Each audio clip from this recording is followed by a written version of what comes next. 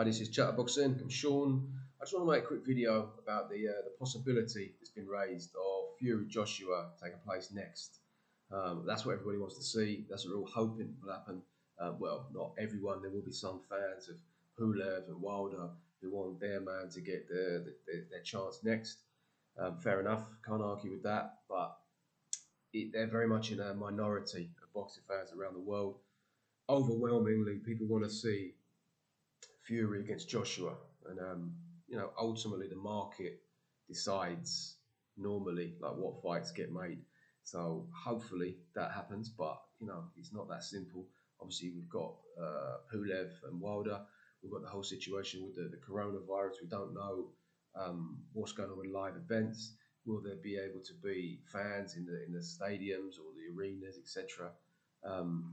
So yeah, it's all very much up in the air, but hypothetically at least, it's worth talking about. Let's start with Pulev.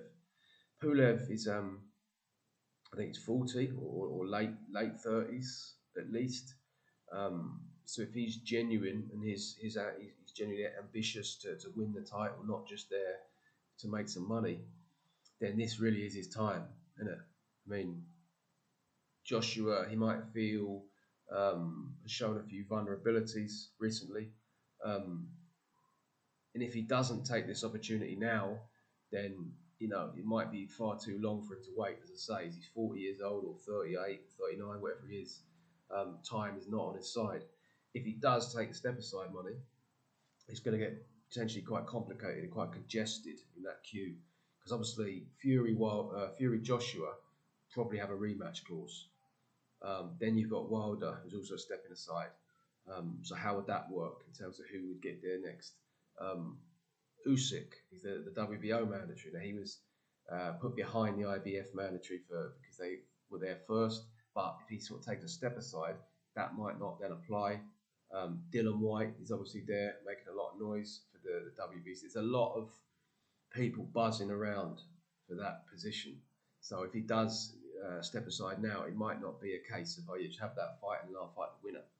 So, he's got to make if he does decide to do that, then he's doing it, I think, just being given quite a lot of money and not really that focused on really having the fight. And to be honest, if he does that, then, it is what it is. I mean, you couldn't really blame him.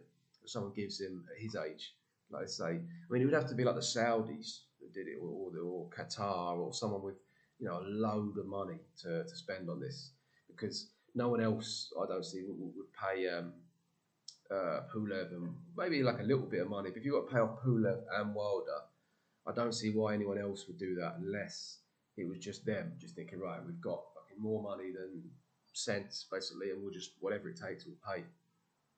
So that is a possibility. But I think he would have to be paid quite well for that to happen.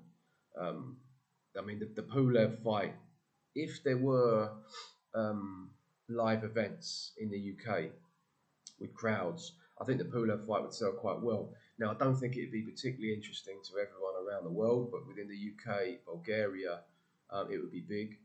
In Europe in general, I mean, I think anything would be big really at this point, wouldn't it? Because we're just missing everything, missing the football, the boxing, all of it. So if you could have a live event, it wouldn't be disastrous for Joshua and his team, because obviously the last fight he lost. Well, he lost to Ruiz badly. Then he beat him in the next fight, but he beat him quite a sort of cautious style. And I definitely think that they would like to get Pulev in there, who's got a better style. It's more suited for Joshua to go in and just do a job on him, to take him out. So, and they'd feel like if they did it at Tottenham Hotspur Stadium, White Hart Lane, and they could have crowd, I think they could sell it out. I don't know. I mean, because we don't really know, do we? Like the second talk, because on the one hand, you'd think everybody would want to go to some live event, get back into how it used to be, and enjoy that atmosphere. But maybe the sort of scars of this coronavirus will last a bit longer. Quite a few people might be a bit reluctant to go to some big 70,000 people, all pissed up, grabbing each other and getting. Do you know what I mean? There might be quite a few people who are reluctant. I'm not sure. I suppose, is a bit of an unknown, but potentially it would do it. I mean, on TV, every man and his dog would be watching it. It'd be they could definitely sell a lot of pay-per-views, um, and you'd have to expect that they could sell a lot of tickets, even if they didn't sell as many as before. So for Joshua's people, in terms of if the fight's going to happen in the UK, they're not going to pay, I don't think, Pulev to step aside unless it's just nothing. And Wilder's already agreed to do it. So, yeah, I don't really see that happening, as I say, unless the Saudis or someone comes in with just a massive load of money. In terms of Wilder, um, it's difficult to really know like what Wilder's going to do. We haven't really seen much from him. Saw the one video he made, that pretty bizarre video that he put out a while ago, and then he was on the podcast, the PBC, saying a few bits and pieces, like typical kind of stuff, but nothing really solid. I mean, in theory, they say that they're up for the rematch. I mean, I don't really know, because obviously you look at that and you'd think that on the one hand, I don't see why he would want to fight Fury again. It was so convincing, and he just couldn't really do anything. But at the same time, thinking he probably would like the chance to redeem himself. Does he actually believe that he can? I don't know, but there's definitely the possibility that he is serious about trying to redeem himself and trying to, get a bit more respect back, because that was obviously a very humiliating loss. Also, he's under a lot of pressure from presumably from people have invested a lot of money in him recently. I don't think they've really seen much of a return. Now, the last fight they had I think loads of people watched it, but they had obviously they spent a lot of money on promotion. They just presumably lost a load of money the fight before then. So there will be people putting pressure on him to try and sort of recuperate some of that money. Obviously, pressure from fans as well. Just as a champion, if you just get bashed up like that, you don't want to then just kind of bottle the rematch, do you? You want to sort of think, okay, I'll come back. So, yeah, you got to assume that he'll do it, like whether he wants to or not. But there's a couple of problems. First of all, there's the problem he's apparently got an injured bicep. He's had a lot of injuries, Wilder. I mean, he's been around for about 10 years. I remember quite a few times he's had surgery. He might be quite damaged. He took a lot of punishment in that fight. So I don't know, if physically he's going to be able to get back into it that quickly. Also, they've got the big problem there of the money, because he's going to want to be paid quite well for that fight. So will Fury. But how can they really sell it to people? Now, I think the coronavirus has actually been quite beneficial, definitely to Wilder, in terms of that fight was supposed to happen a lot quicker. The fact that it's not going to happen that quickly gives him a bit more of a chance, gives him a bit more of a chance to sort of heal properly, try and get his mind right, and try and actually practice a few things that he's lacking. Also gives Fury the chance to sort of go off the boil, lose interest, and potentially it makes the crowd or the fans have slightly more interest in seeing it. If it had been straight away, it would have just been completely pointless. I mean, I'm not saying that people are going to want to see it. I don't think they are, but they're going to be less likely to just sort of dismiss it as they would have been before.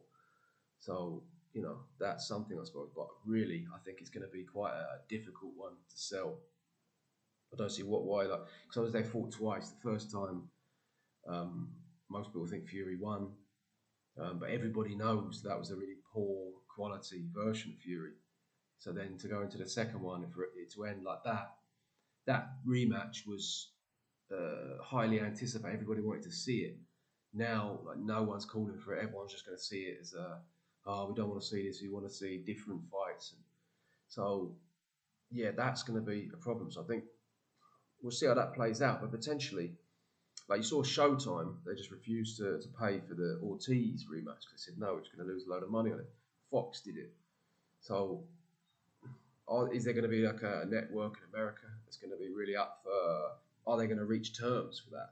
So that's a possibility. So, to be honest, hopefully that's the case, because I certainly don't want to see a rematch.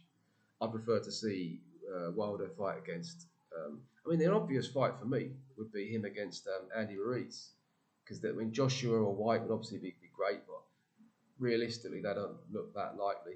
Um, Andy Ruiz against Wilder right now is a risky fight for both of them. Ruiz has just turned down fights at Ortiz and White, so he's not exactly looking like he's up for putting in the work to get another shot.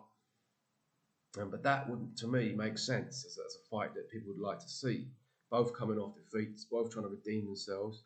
The two best heavyweights in America. Um, one of them black, the other one Mexican. So there's quite like the two biggest like fan bases over there in America.